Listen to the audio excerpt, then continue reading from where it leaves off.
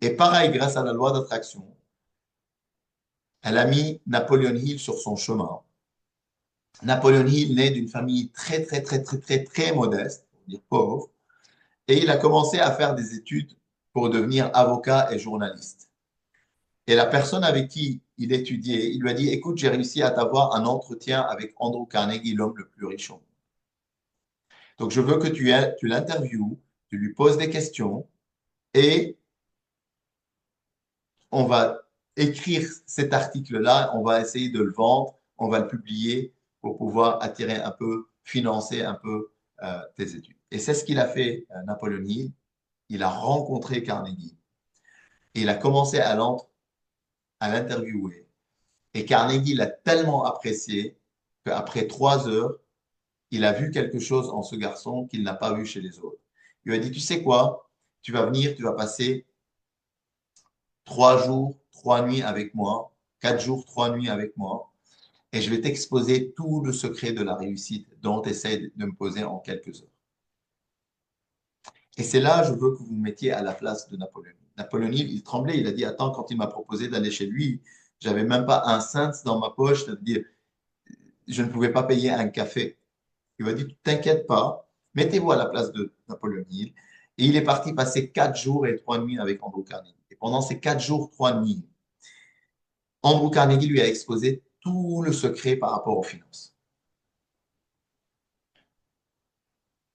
Et Napoléon Hill prenait note, Napoléon Hill prenait note, Napoléon Hill prenait note. Et à la fin des 4 jours, 3 nuits, il lui a dit, tu as encore des questions? Il lui a dit, tout est clair. Je suis choqué, je suis surpris, je suis époustouflé par ces infos que tu viens de me partager. Comment ça se fait qu'on n'a jamais eu ce genre d'informations à l'école? Comment ça se fait que le secret est tellement simple pour réussir financièrement que personne ne nous enseigne ça, que ce soit à nos familles, nos amis, l'université ou à l'école primaire? Il m'a dit, c'est normal, c'est fait exprès parce que la plupart des élites, quand ils ont fait le programme d'études à l'école, c'était pour embaucher des gens après qui travaillent dans leurs usines et dans leur industrie. Donc, c'est normal qu'ils ne vont pas vous expliquer comment on crée ces usines et comment on devient libre financièrement. Il m'a dit, par contre, maintenant, mettez-vous à la place de Napoléon. Maintenant, Napoléon Hill, tu as mis 4 jours et 3 nuits pour saisir ce que je viens de te donner. Tu as passé énormément de temps à mes côtés. Et je pense que je viens de poser la question, mais tu n'as plus d'autres questions. Tout est clair. Lui, tout est clair. Il lui a dit maintenant, j'ai une mission pour toi. Est-ce que tu es prêt pour les prochaines vingtaines, 25 ans de ta vie à les consacrer pour sortir cette philosophie de succès? Parce que moi, d'ailleurs, il écrivait Andrew Carnegie, mais j'ai pas la plume facile comme toi, vu que tu es journaliste et tu écris plus vite et tu écris plus facilement que moi. C'est à toi que je te donne cette mission. Tu vas écrire cette philosophie de succès qui va former des millions et des millions de millionnaires et parfois qui ne sont même pas encore nés. Moi, j'ai pu former 17 millionnaires dans ma vie, il lui a dit. Mais toi, tu vas pouvoir former des millions et des millions de millionnaires qui ne sont toujours pas nés. Est-ce que tu es prêt à consacrer le reste de ta vie ou les 20 prochaines années de ta vie à faire ces lois de succès? Je vais t'aider à l'écrire, mais à deux conditions. Et mettez-vous à sa place. La première condition, c'est que je vais te présenter aux hommes les plus influents de la planète, les hommes les plus riches, les milliardaires de cette époque, et tu vas les interviewer, on va tirer les dénominateurs en commun ensemble pour les mettre dans le livre. Et deuxièmement, et deuxièmement, tu vas passer les 20 à 25 années de ta vie sans être payé. Tu vas travailler à côté pour subvenir à tes besoins, mais tu vas le faire d'une manière gratuite. Mettez-vous à la place de Napoléon Hill quand l'homme le plus riche au monde vous demande cette mission-là. Et Napoléon Hill, il disait dans son livre, quand il m'a fait cette proposition, il y avait une voix à gauche qui sortait, il disait, mais attends, tu viens de promettre à ton beau-frère que tu vas créer un business avec lui. Ou deuxièmement, il y a une autre voix qui est passée en mode, et tes études pour devenir avocat, tu t'es engagé, c'est ta deuxième année, Comment je vais faire? Je vais m'arrêter les études. Troisièmement, et qu'est-ce que mes parents et mes amis vont dire de moi? Je vais travailler pour l'homme le plus riche au monde sans avoir un cent gratuitement. Ils vont me prendre pour un fou. Et pendant que ces voix se répétaient dans sa tête, il y a une autre voix qui est lancée à droite comme ça, elle lui a dit, tais-toi et dis-lui que tu vas le faire. Quelle belle mission qu'il t'a. Il t'a fait confiance. Et là, il s'est ressaisi, il a dit, Monsieur Carnegie, tu peux compter sur moi que le travail ne sera pas seulement fait, mais il sera fait jusqu'au bout et parfaitement fait. Et Andrew Carnegie lui a dit, je te félicite, Napoleon Hill, la mission est à toi. J'ai beaucoup aimé la façon comment tu l'as dit et cette décision ferme et rapide en 37 secondes. Donc, il a sorti de sa poche le chronomètre Andrew Carnegie au nord. Il a dit, je te félicite parce que les gens qui réussissent, c'est des gens qui sont capables de prendre des décisions rapides une fois ils ont tous les éléments et les faits rassemblés devant eux. Et toi, ça fait 4 jours et 3 nuits, tu es avec moi, hein, et tu avais graspé ou tu avais compris toutes les infos, tu n'avais plus de questions et tu as pris une décision ferme et rapide. La plupart des gens non réussis qui échouent dans la vie, c'est des gens qui sont indécis, incapables de prendre une décision. Laisse-moi réfléchir. Je vais réfléchir. Laisse-moi réfléchir. J'attends, j'attends, j'attends. Ils attendent. C'est ce qu'on appelle l'indécision. Et la plupart des gens réussis, c'est des gens qui prennent des décisions rapides et ils les changent moins facilement. Et c'est les traits de personnalité, comme l'initiative, comme l'habitude d'aller l'extra-mile, comme la prise de décision rapide, comme changer moins d'avis toutes les 2 secondes. Dès qu'il y a quelqu'un qui me dit quelque chose, je change d'avis. Il a dit félicitations, le travail est pour toi. Et Napoléon Hill a passé les 20 à 25 années de sa vie à interviewer les centaines de personnes les plus influentes de la planète. Et Napoléon Hill a écrit un magnifique livre là-dessus qui s'appelle Le Mastermind. Et il explique un peu sa rencontre avec chaque personne et comment il a réussi avec Andrew Carnegie à tirer les dénominateurs communs de ces personnes-là et les rassembler dans le premier livre de philosophie de succès. Donc, il a sorti une centaine de manuscrits. En fait, ça vient en 8 tomes. C'est comme des encyclopédies de 8 tomes. Et chaque tome, il y avait 2 chapitres dedans. Donc, il y avait 15 leçons dans les lois de succès en 1925. Et ça fait 10 ans que je recherche une copie de ces 8 tomes de 1900, la version de les lois de succès de 1925. Et c'est très difficile de tomber là-dessus, quoi. Il y a eu une qui a été trouvée dernièrement. Elle a été rachetée par un monsieur à 1 550 000 $. 1 550 000 $ pour un livre qui date de 1925. Maintenant, on peut avoir la copie de ce qui s'est passé dans ce livre de 1925. On l'a, la copie, on peut l'avoir accès facilement. Mais ce que je recherche, c'est vraiment les 8 tomes de départ que Napoléon Hill a donné aux hommes les plus influents de la planète parce qu'il les a interviewés comme Henry Ford, Thomas Edison, Harvey Firestone, Alexander Graham Bell et les tycoons de l'industrie de l'époque, les milliardaires de l'époque.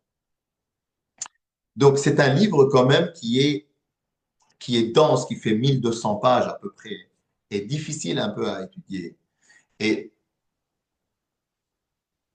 quelques années plus tard, en fait, il a amélioré le livre, il a rajouté un chapitre de plus dans le livre qui s'appelle L'habitude d'économiser d'argent. Il a dit c'est le seul chapitre. En fait, si tu appliques les 15 lois de succès, tu vas automatiquement avoir du succès financièrement. Mais il y avait quelques-uns qui n'arrivaient pas à avoir du succès financièrement. Et c'est parce qu'il manquait un chapitre. Il a rajouté un chapitre. Et vous trouvez tout dans les lois de succès en 1600 en 1928. Mais ce livre-là, comme je vous ai dit, il faisait de 8 tomes. Chaque tome, il y a 2 chapitres dedans. Et ce sont des lois. Il l'a appelé les lois de succès. Il ne l'a pas appelé la théorie. La théorie, ça marche. La théorie de la relativité, ça marche, par exemple, pour les corps macroscopiques. La théorie de la mécanique quantique marche pour les corps microscopiques, nanoscopiques. Par contre, la loi marche toujours. C'est pour ça qu'il a appelé les lois de succès. Et, et il a commencé à enseigner ses lois de succès. Il a été tellement surpris qu'à chaque fois il apprenait ça à des gens et il les appliquait, les gens automatiquement et rapidement devenaient riches ou indépendants financièrement. Il était à la fin, au début, il était un peu très surpris parce qu'il disait c'est comme si c'était de la magie, quoi. C'est tellement facile, si on applique ces lois, on devient riche. Mais à la fin, il a dit ça ne m'étonne plus parce que c'est tellement facile que personne ne le fait. Et donc après, pour vraiment, il a vu que c'était difficile de vendre 1200 pages et les faire lire 1200 pages, donc il a voulu faire ce qu'on appelle un lead magnet, un livre, un livre de 250 pages qui va l'aider un peu à, déjà, c'est le premier pas pour entrer dans son tunnel de vente à l'époque, pour les aider à aller étudier les lois de succès. Et ce livre, il l'a appelé Think and Grow Rich en 1932. Il l'a appelé Réfléchissez et devenez riche. Et c'était ça la version originale à l'époque, avec ce couvert-là que vous voyez ici à l'époque. Donc, comme vous l'avez remarqué, dans ce livre, Napoléon Hill a interviewé les centaines d'hommes les plus influents de la planète et il a tiré tous les dénominateurs en commun. Il a mis tout ce qu'il a appris de ces gens riches condensé dans ce livre. Et il parle du secret dans ce livre. Il dit, si vous découvrez le secret de ce livre, vous allez atteindre l'indépendance financière ou devenir millionnaire ou tout ce que vous désirez dans votre vie par rapport aux finances très rapidement et très facilement. Et il l'a appelé réfléchissez et devenez riche. Il ne l'a pas appelé travailler dur et devenir riche. Il ne l'a pas appelé aller à Harvard Business School et devenir riche. Il ne l'a pas appelé euh, ouvrez un restaurant et devenez riche, investissez dans la bourse, devenez riche, achetez des entreprises, devenez riche, créez votre entreprise, devenez riche, cumulez deux boulots et devenez riche. Il l'a appelé Think and Grow Rich. Et dedans, il a découvert un secret.